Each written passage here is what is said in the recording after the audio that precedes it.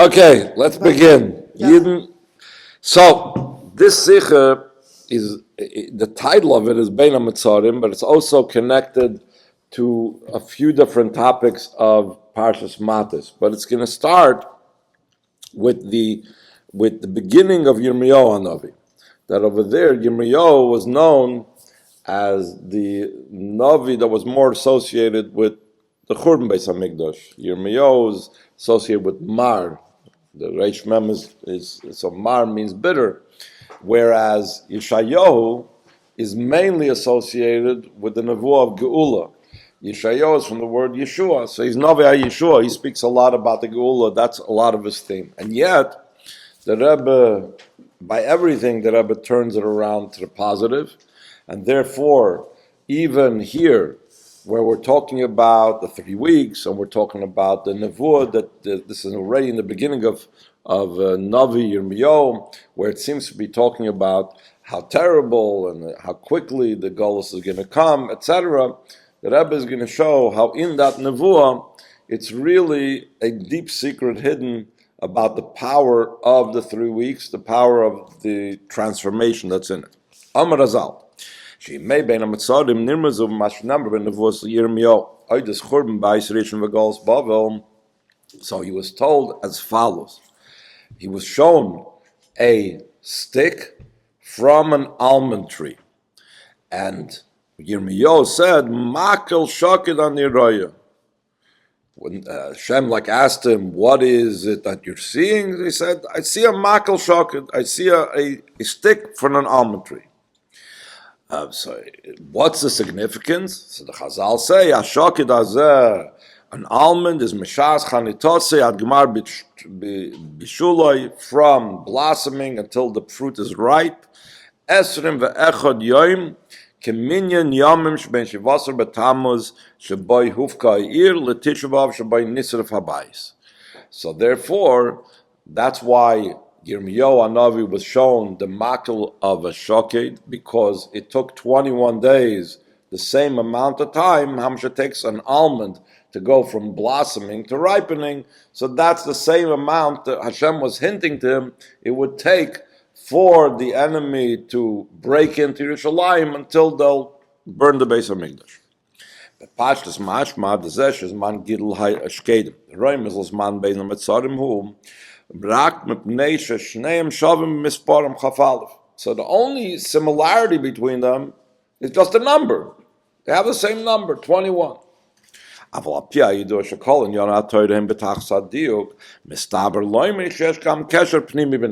the first point that the Rebbe is going to explain, that it's more than just about numbers. There's really a deeper connection between the Makel Shoked and the Churban, or the days of Bein Hamitzarim. We'll soon see if it's the Churban or not. The Mishnah, Masechtas Meiser, talks about different halachas of taking Meiser from one type of thing or a different type of thing, and it talks about that there's 2 types of almonds. What are the 2 types of almonds? Shkedim morim, bitter almonds, shkedim mesukim. And they're sweet almonds. But it's not that they begin sweet and remain sweet, or begin bitter and remain bitter, but rather each one flips over. The shkedim morim mesukim bekatnusam. When they're not yet ripe, they're sweet. V'nasim morim begadlusam. ובשקדים מסוקים או להיפך שבקטנוסם הם מורים ואחר כך בגמר בשולם נעשים מסוקים. ומבואר בצוות פנח לרגל שובר שעיקר שם שקדים הוא על הגדולים המסוקים. Even though the Mishnah says that there are 2 types of shkedim, 2 types of almonds, but still in all, of the 2 types of almonds, which one is really called shkedim? The ones that start off bitter and become sweet later. And that's going to be, again, important for the type of makel shoked that Yirmiyahu saw. And when they are ripe, they're bitter. Nekroim luzim, the Rogat Shavar says. They're called something else, they're called luzim.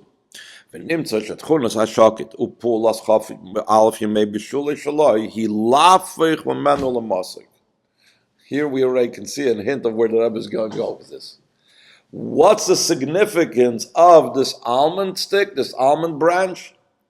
Because it was a type of almond and a type of fruit that goes from bitter to sweet. And this is why it's going to be connected with Bein HaMetzarim. ויש לומר שמטעם זה נרמז ימי בין המצרים במאכל שוקד, כי תוכן עבודת ימים אלו, ולא רק לבטל את העניין השלילי המריר שבהם, אלא עוד זאת, ועל דרך לשון הרמב"ם מנגיע לימי הצומס לעשות לוי, להופכם לימים טובים וימי ששון ושמחה. שתמורס מרירוסם יהפכה יום למסוקים ושמחים. So it's not just that the days, the sad days of the Bein HaMetzarim, the sad days of the 3 weeks and the 9 days, are meant to eventually stop when Mashiach comes. There's not going to be any more mournings, not going to be any more sad days, but like the Rebbe constantly emphasizes, there needs to be a gain. There's no investment without a profit margin. You're looking for, what's ROI again? Return on investment. If there was such a terrible investment, if there was such a terrible yirida, such a terrible descent, it must be to gain something more. So the days of the 3 weeks, the days of Yemei Bein HaMetzarim, is not for just eventually erasing them, but to turn them into the greatest joyous days. Just like the almonds. The almonds start off bitter, and not that, okay, and then they stop being bitter. No, they turn from bitter into sweet. So that's the same message of the 3 weeks. Later on, not in this Perek in Yirmiyahu where he talks about the makal shoked, the stick, but later on, 30 chapters later, he says, "V'hoya kasher shakadati aleim lintesh goimer kein eshked aleim livnoi." So Hashem uses the same term of shkedim. Shkida means diligent. You do it quickly. You do it with energy. So Hashem says to Yirmiyahu that just like I was diligent to desert them and so on, so too I will be as diligent to build up. So what do we see? That even Hashem in the Nevuah, Yirmiyahu later on said that shkedim is a positive thing. The shkedim for bad, the bitter shkedim, is meant to be turned over to good. That's why he used the same term. Kasher shakadati eshked aleim. The same term like he used at the beginning. שעניין השוקד עצמו הוא להיפך מן הקוצר לקוצר שתמורס השקידה להיפך הטוב. שבתחילת נבואת ירמיהו נעשה השקידה לטוב now becomes completely transformed to a good thing. Now the Rebbe is going to add one more thing, and this is like the Rebbe a lot of times says there's a klotz kasha. A klotz kasha means a stick. It's like a block of wood that stands a middle of the way. A klotz means a block of wood. This is really a question that if we're talking about that, we're just going to talk about the speed, how fast it takes. Why did Hashem show Yirmiyahu just a dry stick? He didn't show him any almonds. He didn't show him any almond blossoms. He just showed him a stick that comes from an almond tree. And the Radak even says that Yirmiyahu Hanavi had to look closely at it to recognize, I recognize this is a stick from an almond tree. If the whole point was to tell you, you know what, this is going to be quick, it's going to take 21 days, it's going to be... So then you should have the almonds on it. You should have a fresh almond branch with almonds still on it. What's this about? Beis, al pize ish levayr, oid prat benevuah zu. הרמז הימי בין המצרים, שבמקל שוקד ומתכונס המהירוס בגיל הפרי, ואם כן צורך תספס ביור. מדוע הויסה הנבואה במקל שוקד? שראה, it says over there in the Mefarshim and Rashi over there, in Metzudas David, שראה מטה מאילון, שגדלים בו שקדים. He didn't see a tree, he didn't see almonds, he saw a stick that came from such a tree. It wasn't even connected to the tree. Instead,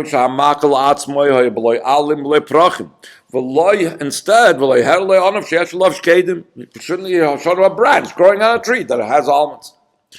So the Rebbe says, Makel moira al hakoah ha'oinshim u'peronya she'evi HaKadosh Baruch Hu al Yisrael b'yom elu. There's an expression in Chazal and in Psukim even that there is a makel lirdos. We find this also that Bilam raised a makel to his donkey when the donkey squeezed his leg against the wall over there. And I would have hit you, and so on and so forth. So we see that a makel is used to enforce punishment. So therefore, you could say that's why it had to be a makel. It couldn't be just a tree the way it's growing over there because we're talking about punishment. So because we're talking about punishment, he used a makel. Like Hashem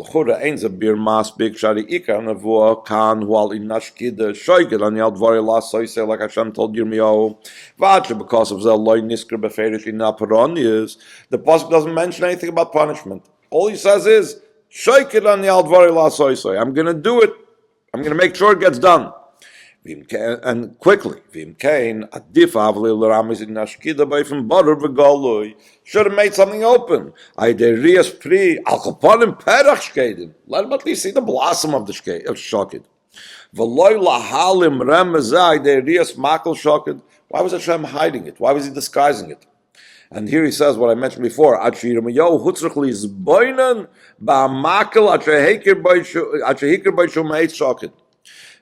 like makel shoked on Yeroya.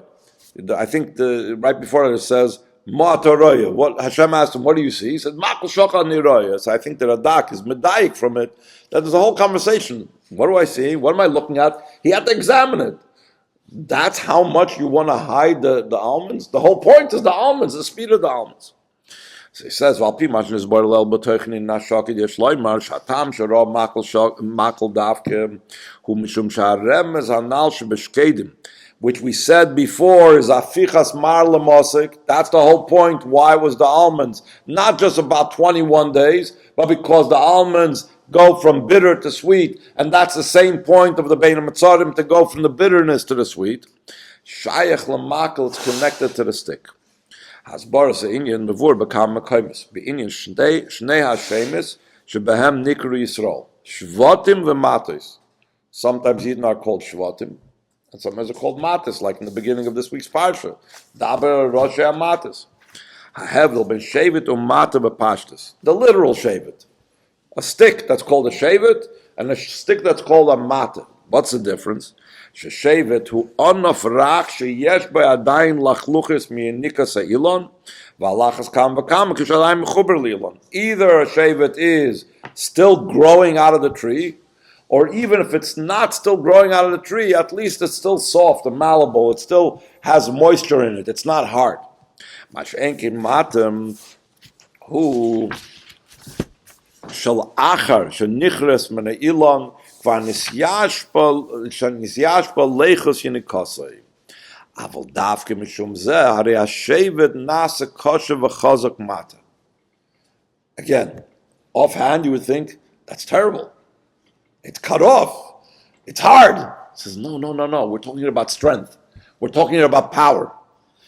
The shevet being torn away from the tree now turns it into something very powerful, very strong, something that was not possible when it was still connected. When are the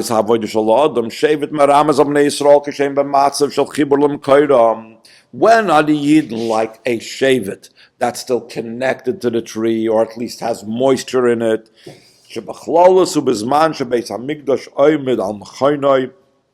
Ubnei Yisrael yoyshim al admasam ve'anu yechem lalish le'rois v'shtachas renecha.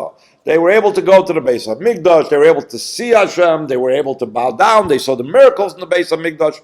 Then they're like a shevet that's still connected to the source because they have a visible connection. They have a visible, a revealed way how Hashem is like appearing to them.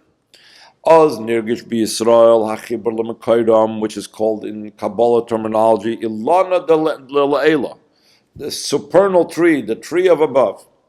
Mash'enke mata, when the Yidden are called matos, what does that indicate? Moira al matzavam shel bnei Yisrael begolus shaloi nikar oz begolui chiburam lemekayram. Just like a physical mata, it's not recognizable. It says about the time of Golus.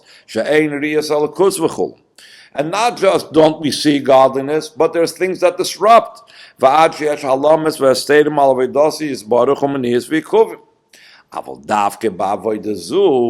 When a Jew does not have an open vision of Hashem, that's when he gets tough. That's when he gets strong. That's when he gets as hard as a strong stick.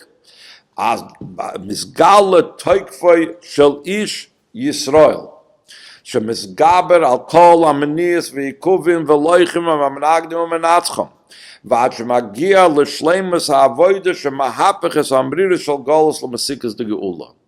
So instead of looking at a mata, at a stick, or as a makel, as something negative, just the opposite. Only when it's torn away from the tree, only when Yidden are torn away from Eretz Yisroel, only when they're torn away from seeing godliness openly, that's when we have the strength. And such a strength that we can even overcome the Golus and turn it over to Geula, to redemption. Well, that's why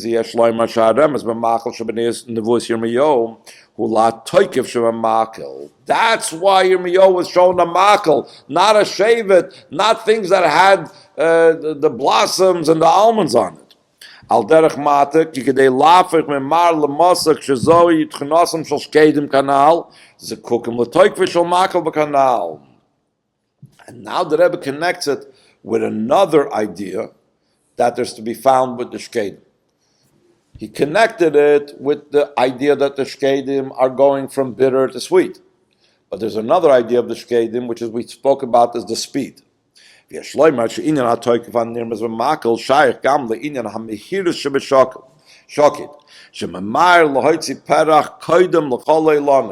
it brings out its blossoms before all trees. The makel shoket u'roim shakosh baruch hu mamar lasis dvarav, by bringing from the fruit that ripens and blossoms first. So he brings from some other case where we talk about a shkedim. Where do we see in Chumash a significance of a branch of that has to do with shkedim, with almonds? By Aaron, when there was an argument between all the Nesiim and Aaron who should be the Kohen Gadol, so they put out the brand, their staffs, they put out their maklas, their matis in front of the oil moed, and the next morning, Aaron, the Kohen's staff, grew almonds. Why almonds? Because it was the quickest. So the Rebbe is going to bring over here that Alter Rebbe says in Kutei Torah that this is the way Aaron HaKohen's brachas are. Birchas Kohenim is about bringing the brachas down with speed. So that's why he had shkedim grow on his mata, not any other fruit. Yadua birad morazok in al pasav vayikmol shkedim. Kabemata Aaron HaKohen shebirchas Kohenim. Pulasa hashpas chesed lamata ba'ofen shel mehiras. Because why do you need to have Aaron to do that? Because sometimes you can have stuff in the system, but we know it can get stuck in the bureaucracy. There's money supposed to come to you, there's other stuff supposed to come, permits supposed to come, whatever it is. So if you have some protection, if you have somebody in the system, they can move it along, you get it going already, let's see this right. Or otherwise you're stuck, and this one has to send to that, and that one has to send to that. There could be brachas waiting for us in the system, but it can also get stuck in the spiritual bureaucracy. Chassidus speaks about what exactly that spiritual bureaucracy is. Comes Birchas Kohenim, and it schmiert the rudder, the way you say in Yiddish. It smooths everything through, it makes everything go quicker. Ki yesh hashpas hachesed hamisakev v'shoyat shenimshchu b'olamata, sharei b'chol ishtalshus mehechel lahechel, u'aydei mishpat imroyu, sheyumshach hashpa lamata ma'aynim b'dinoichel. So this is the part that I said that Kabbalah talks about. Chassidus talks about every single world, spiritual level that the hashpah has to go down. It's always re-examining it. Another bureaucrat has to look at it and say, should we do it or should we not do it? How should we do it? Where should we do it? Why should we do it? Again, if you need to have some permits and you have to have 10 people give a stamp of approval or only one person, it's obviously going to take longer when you have 10 people. So without Birchas Koyanim, even if good stuff is supposed to come down from me from above, it takes its time, it gets stuck over here. Maybe you wrote it with blue ink instead of black ink, you filled out the papers, it gets stuck. And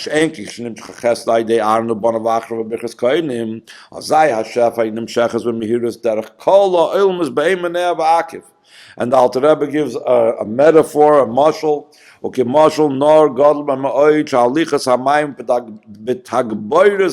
Again, power, strength, like a makel that's very strong.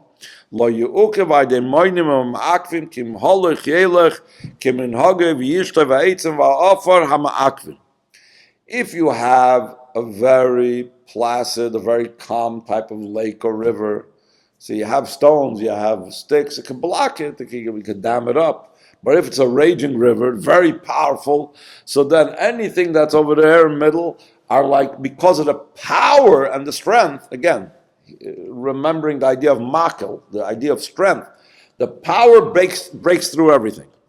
So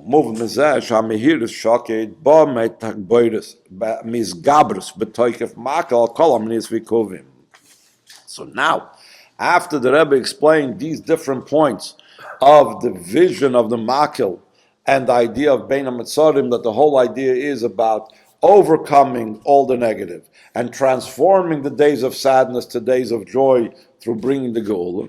So now the Rebbe is going to explain it with the Parshas that we read, especially the Parshas Matos. And the Rebbe is not just going to bring one thing in Parshas Matos. Very often in the Sichos, the Rebbe will pick one thing in the Parsha and say, okay, this one thing is connected to this time of the year. In this case, the Rebbe is going to take three things in Parshas Matos and say, these three things, all of them indicate and bring out this concept of transforming the negative to the positive. Doing Divrei Shalom, Sha'asholish Parshas Matos Masei Dvorim, Tamid Cholim Bein HaMetzarim, Ki Hu Davar Be'itoi. It has to do with that time. The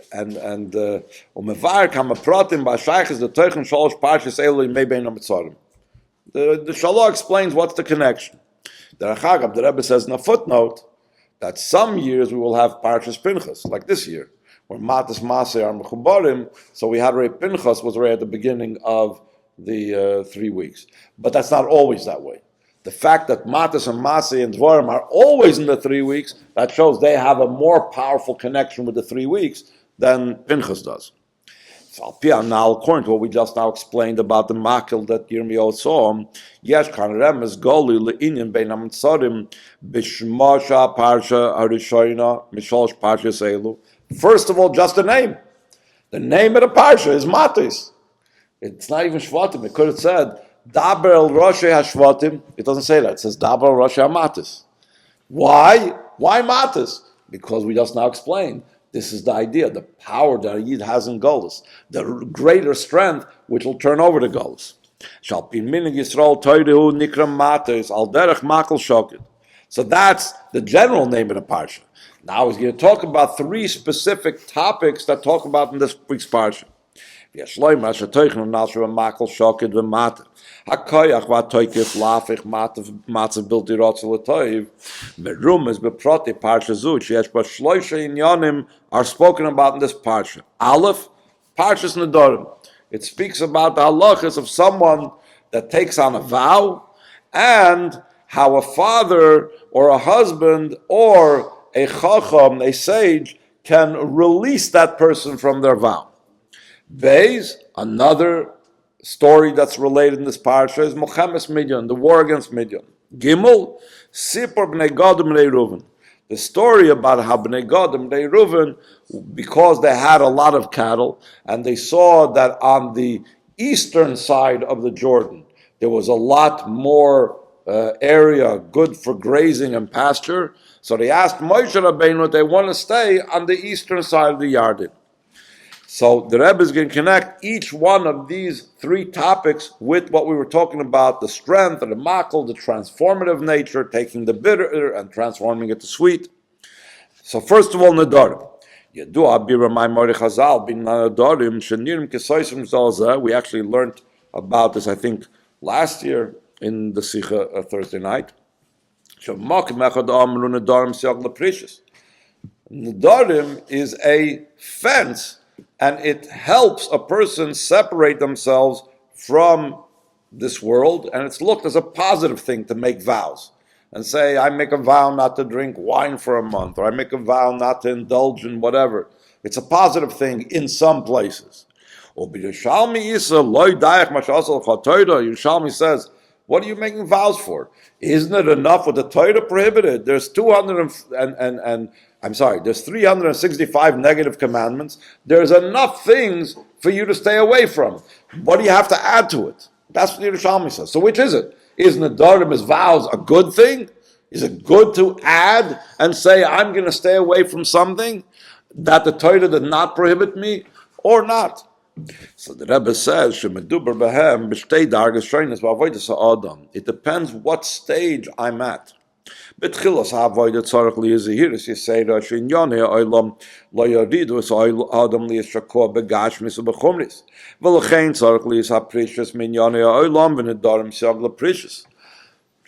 like to give an example from this, that when two armies are fighting and you try to make a ceasefire between them, you make a place between them like a no man's land, a DMZ, a demilitarized zone, because if you're going to be too close, then negative things can happen. So you pull back. So when you're dealing at the beginning of a person's avodah, when they're still struggling with things that are could even be prohibited, so you say, you know what? Move back. Don't even allow yourself to get pulled in and become completely immersed, even in things that are permitted. That's at the beginning of a person's avodah. We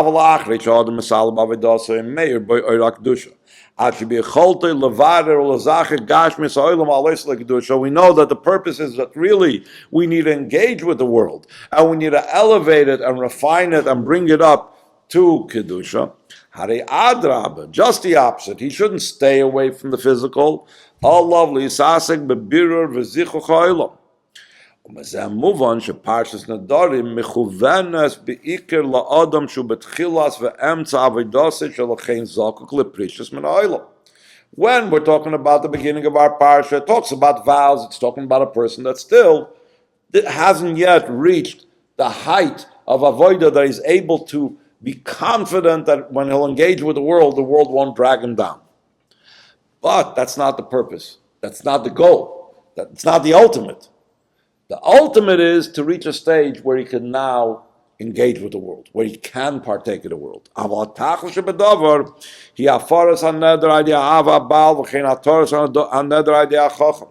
What is that? Like we said, sha'ava v'bal v'chacham b'koicham lifol shagam adam kazeh shemitzad atzmei matzavei shezaku kul nedarim lafrishe minyane olam yuchal lahalus inyane olam lekdusha hemivatlim as hanedrim mahapchim as isur laheter. We know that the capability, the father and the husband and the chacham have different means of stopping the person's vows. I'm not going to get into the different types, hatara versus hafara, but the main thing is, what does this mean spiritually? And this we also learned in I think it was last year's sikha, that spiritually it means that a more elevated person, like a Rebbe, if we are connected with him, he can give us the spiritual energy necessary that we could still engage with the world and not be pulled in chas v'shalom by the world and to be dragged into things that we're not supposed to be doing. So what are we doing? Transforming. We are changing. We are changing, and the world is being changed. We are now elevating the world. Just like this time of 3 weeks. It's about transforming and changing from the bitter to the sweet. But Zoya Shaykh has been Parshas Nedarim Lamatis Kitachlisam Shal Nedarim Hafarosam Why They Nesinas Pulas Hatoykif Mata Lafik Remihiras as Chayshach Olam Loirak Dusha. So that's why it's all included in Parshas Matos, because the power of the mata, the power of the stick, is to make this transformation. Second topic in this week's Parsha is connected to the mata, connected to the stick. Milchemes Midyan. the Rebbe points out something very interesting.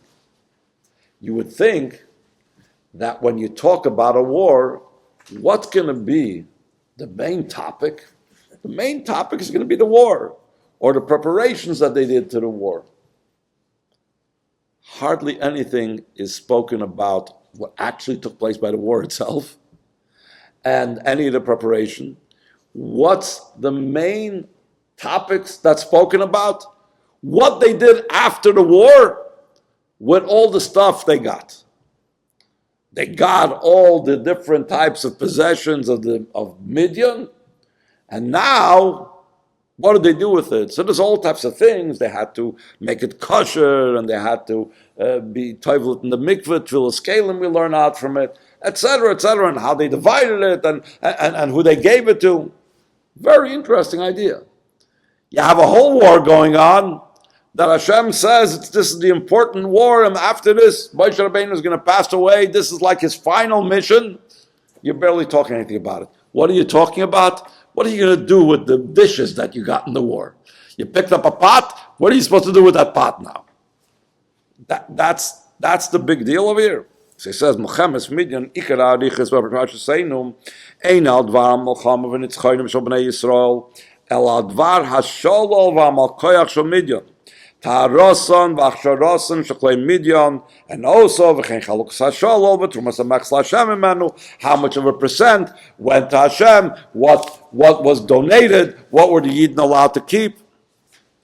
Why? Why is that the emphasis? Seemingly, that's only a secondary thing. Why would you spend more time on what happened to the items that you got in the war than you spend on the war itself? That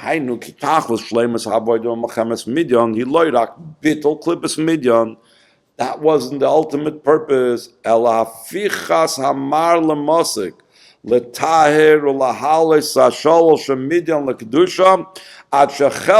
Part of it was donated to Hashem. Huram li trumas Hashem. This reminds me a little bit the way the Rebbe always speaks about that he promised Avraham Avinu that they're going to go out with a chush gadol, that the Jewish people are going to go out of exile with a chush gadol, and therefore he needed to make that the Jews should know exactly where was hidden all the gold and silver of the Egyptians, and he told them, go ahead and borrow from your neighbors and your friends, etc., all these things. So he says, why would anybody be concerned about it? Why would Avraham Avinu be concerned about it? Seemingly the whole thing is, get out of Golus as soon as possible, get out of Egypt. Who cares about the money and the things? But the purpose of Mitzrayim the purpose of Golus Mitzrayim was to elevate the sparks. So therefore, that was the ultimate goal. You couldn't leave without accomplishing your goal. The same thing over here. Midyan, yes, you had to be Mavatal Klippas Midyan, but that wasn't it wasn't the purpose. It was a purpose, but it wasn't the Tachsa Shlemus. The ultimate thing is, what am I going to do with Midyan stuff? How am I going to elevate it? How am I going to transform it to Kedusha, just like the makil, the stick is about showing on the transformation to Kedusha. Third topic in this week's Parsha that we mentioned, Bnei Gad and Reuven. Moshe was very upset when he heard that the Bnei Gad and Reuven are asking to settle on the eastern side of the Yarden. He was very worried.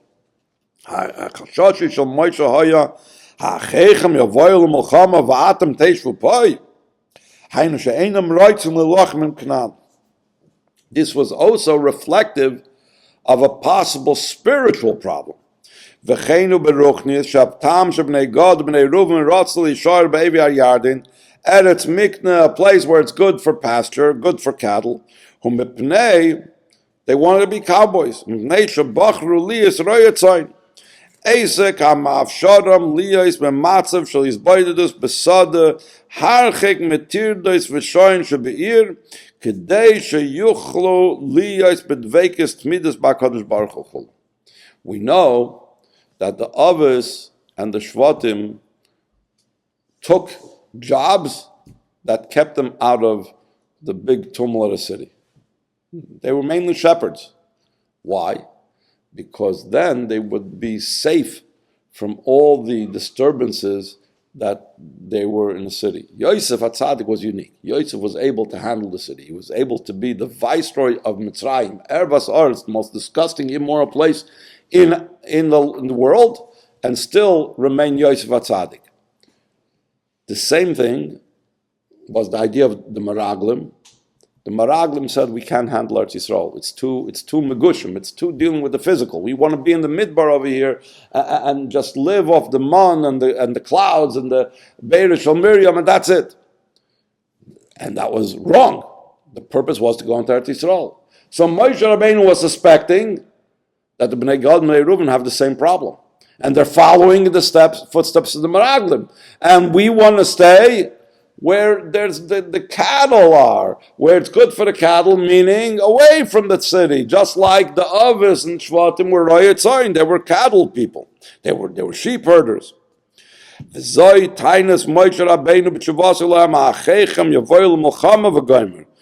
Melchama is it talking about? Not just the war with the Canaan, but the war of engaging with the world and transforming the world. It's a battle. The Zohar says, Nama pumchar belechoil, that bread we eat at the point of the sword, meaning when we sit down to eat, when we engage with the physical world, it's a battle with our animal soul. It's a battle to see, will I be grabbed and physically enticed by the physical food, or will I see the spiritual meaning behind it? He said,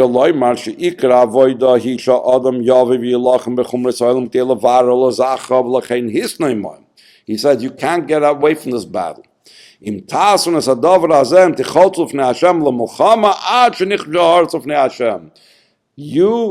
to engage in the war, which is the same thing. And we actually saw that some of the wars at the end of the Parsha also reflect this. What does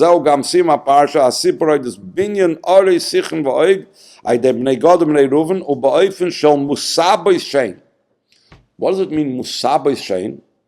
So it says, these were cities that were connected with idolatry. That's what it means, Musabis, Heisabu. They made it move away, Ashmam l'shemes acherim. In other words, they took it out of the realm of Avodah Zarah and they brought it into the realm of Kedusha. The same idea, the ishapcha, the transformation, the taking with the strength of a yid and taking the negative into the positive. Ishapcha, chashaychel, and hoira, transforming darkness to light. Umrirul and miska, bitter to sweet, just like the shkedim were about the bitter to sweet shkedim. V'lachein koirin Parsha zu bebein ha-Mitzarim, we read this now. Lahoiris shetachlis in yonam shel yomim elahi lahafcha memriru lemiska, from bitter to sweet. Sheyahafcha liyam tovim meisas v'simcha v'gula hasida lavoi b'mheira v'yameinu mamash.